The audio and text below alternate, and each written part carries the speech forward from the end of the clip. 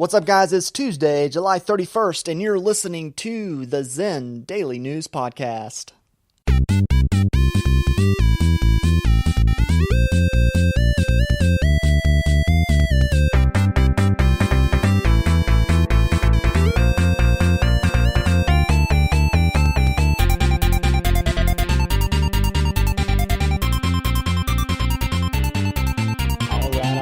Thanks everyone for joining us today on ZEN Daily News. If you're enjoying the podcast, please go rate and review. Give us a rating on iTunes. Drop us a review. Let us know if we suck. Let us know if we're great. We appreciate your words. We appreciate your fingers typing on your keyboard, typing on your phone, into your device, into the internet, going inside the computer, inside the brain of the alien technology that controls the human. Right. Anyway, thanks for joining us, guys. Remember, we're not like the normal news. We're Zen. Zany. Eccentric. Noteworthy. News. Okay?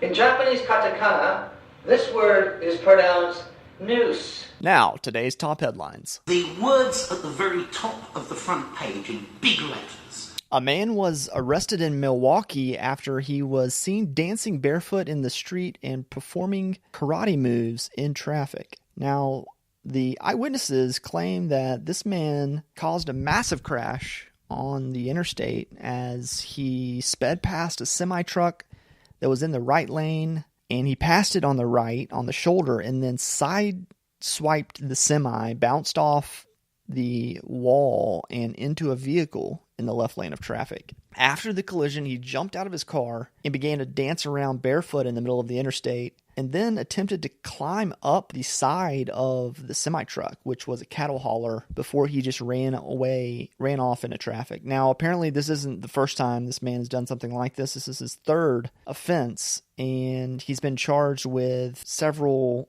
obstructing, resisting, endangering, WI types of convictions in the past. And so he's in Milwaukee jail, and he's in the special needs area because he became increasingly combative as he was transported back to the hospital for additional treatment. They had to put him in wrist and leg restraints. Glendale emergency medical responders had to treat a massive laceration on his face that he apparently suffered at some point during his karate dance in the middle of the interstate. So when the cops approached, they shot him with a taser immediately.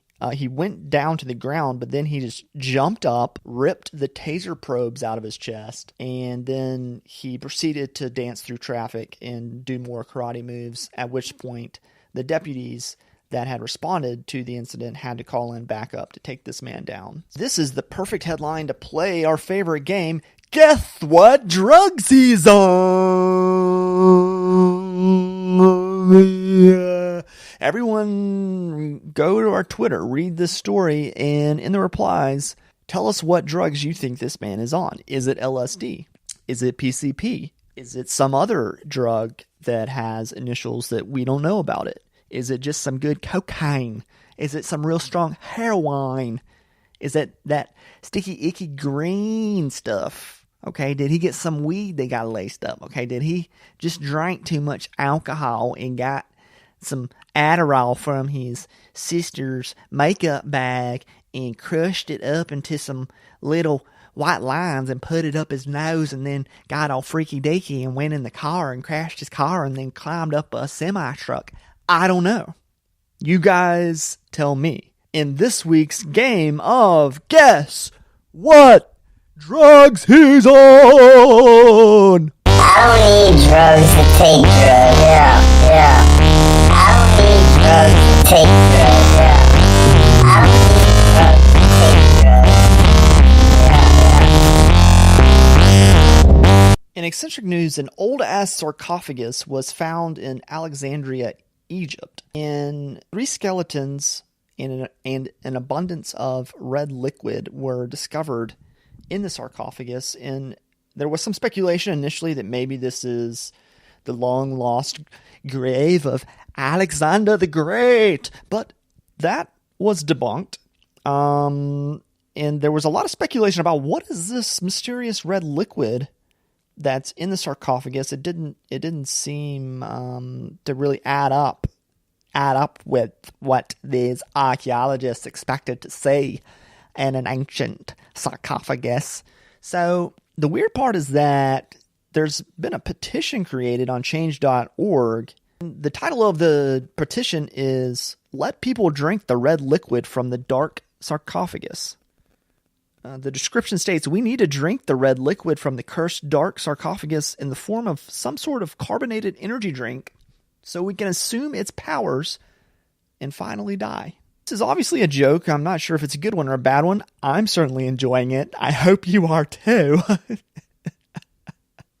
Everyone should go and sign this petition. This sounds like something that you should really get behind. There's some quality comments in the petition. One says, "Thank you so much for all your deep and personal reasons for wanting to drink the cursed mummy milkshake. Please stop trying to tell me the skeleton juice is mostly sewage. That's impossible. Everyone knows skeletons cannot poop." Apparently, this is the author, the originator of the change.org petition.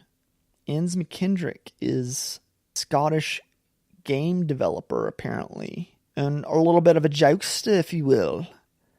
Inns has got some jokes. He apparently worked on a project called No Man's Sky, which looks to be some sort of PS4, PC, Xbox One video entertainment game. And Inns is saying here, "Thank you so much for all your deep and personal reasons for wanting to drink the cursed mummy milkshake. I swear I will keep fighting to allow you to sup." There's that fucking word again. Sup. Oh, that's the same one that I just read on the actual page. Okay, I don't know what the fuck sup means, guys. Reasons for signing. "I just want to try the juice." Carl Olson says, "Thirsty." Rika Johnson says, "We demand access to imbibe the cursed elixir." Curtis Connor says, "Yummy, yummy." Lynn Ward says, "Death is cool, B." Ash Marshall says, "Let them drink the bony juice." Justin Moans says, "I expect it will taste like a Mountain Dew Code Red with similar effects, but much stronger and permanent." Calum Hutton said, "When I drink this, I'll finally have that sex that everyone speaks about." And he actually commented that 4 different times. Wow, Calum is really hurting for the sex, guys. Hit this guy up. Find him on the Facebook. Tweet at him on the tweeters. Instagram him on the Gramstam. Okay? Send him a pic of your inner thigh. Okay? Calum needs that sweet release. Stephanie Cumston said, "Fuck it. We need a new plug." Stephanie Cumston, you call Calum Hutton.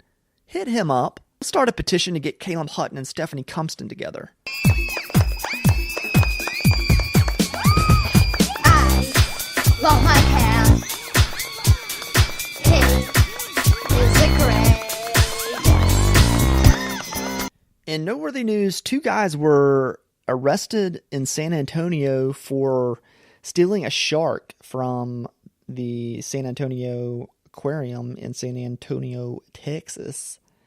Now, these 2 fellas, they went up into the San Antonio Aquarium and they just straight up took this little shark out of the tank. One guy had a stroller with a bucket in it, and the other guy grabbed the shark and then threw it in the bucket, and then they walked out. I mean, I don't know what was possibly going through their mind if they thought they were going to get away with this. It seems crazy. But apparently the gentleman that stole the shark had a fucking aquarium in his house, basically, with all sorts of other sea life. He knew how to take care of the shark because they found the shark, obviously. Everyone saw the fucking video.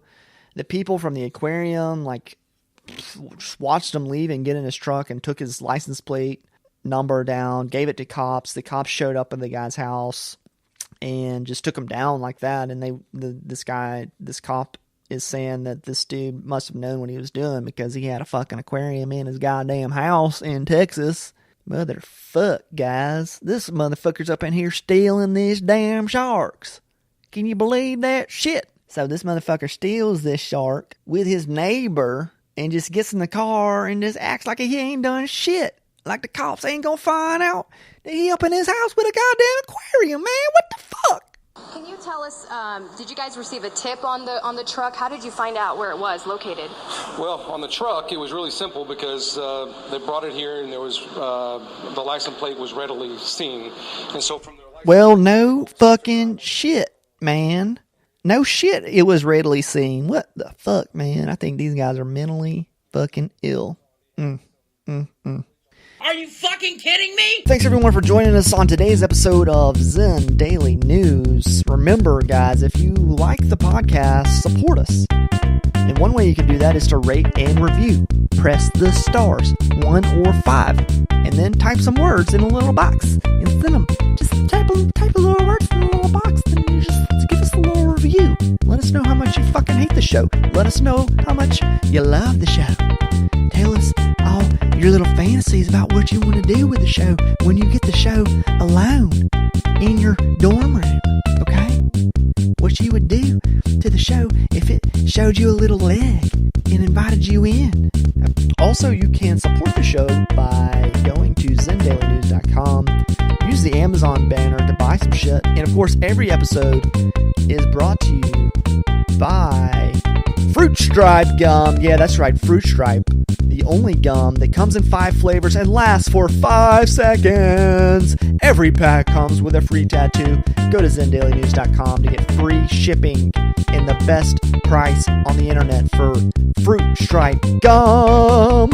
Join us again tomorrow for another episode of ZEN Daily News, the podcast that comes out daily and you can listen to on your phone or computer or your iPod if you still have one of those, or you can stick earbuds in your ear, or you can just play it out loud, or have someone else listen to it and transcribe it and then read the transcription later on. We're going to leave you with a little bit of Microsoft Office Suite by Mobile Stream Unit. We'll see you tomorrow. Bye-bye. We'll start with Outlook. I'm gonna write you an email.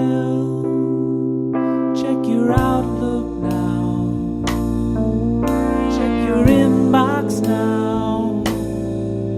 Check your Outlook now, now, now.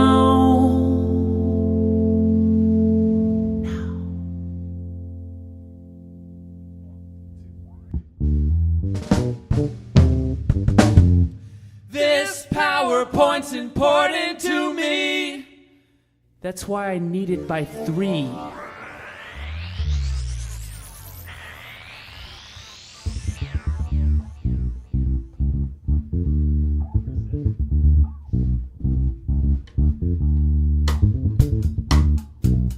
All right, check it out.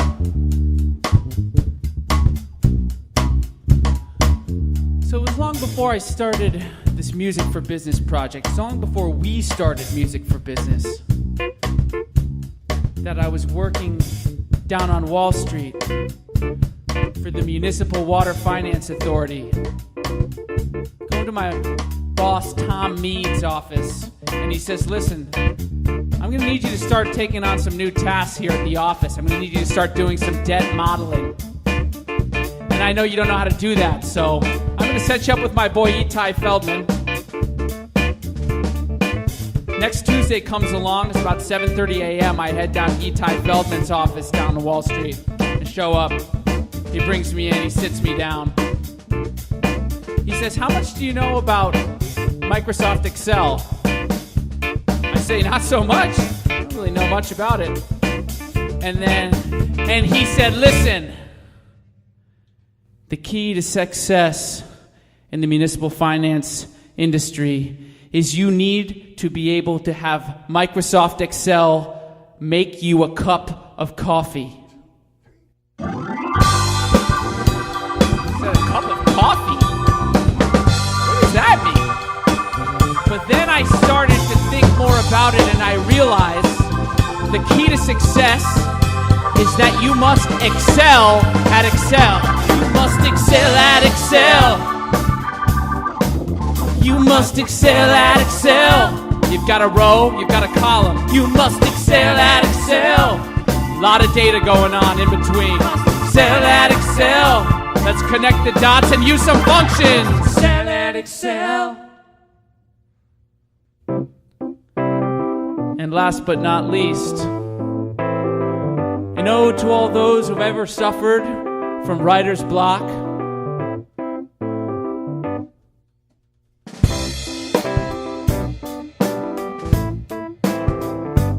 Long before the G Suite came to power, many of us were using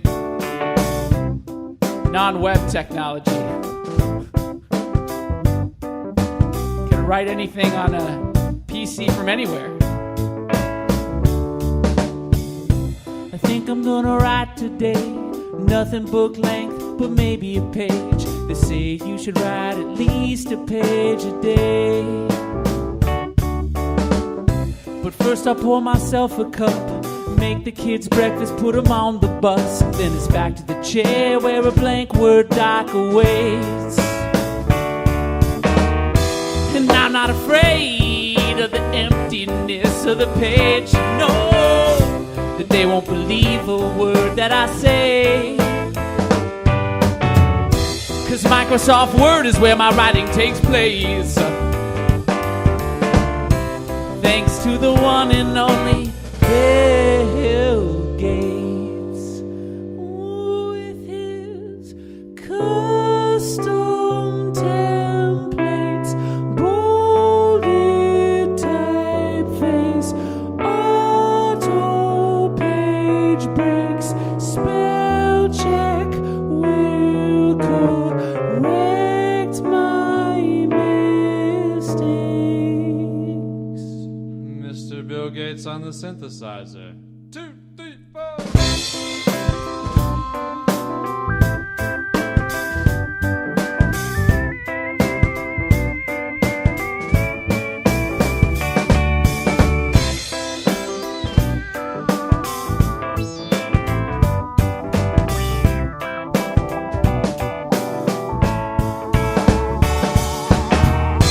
And I'm not afraid of the emptiness of the page. No, that they won't believe a word that I say. 'Cause Microsoft Word is where my writing takes place. Thanks to the one and only Bill Gates.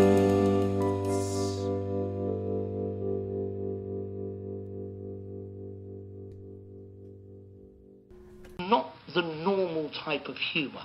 It's not the normal type of joke. It's not the normal thing that makes you laugh. Okay? So something that's zany is funny but different. It's unusual.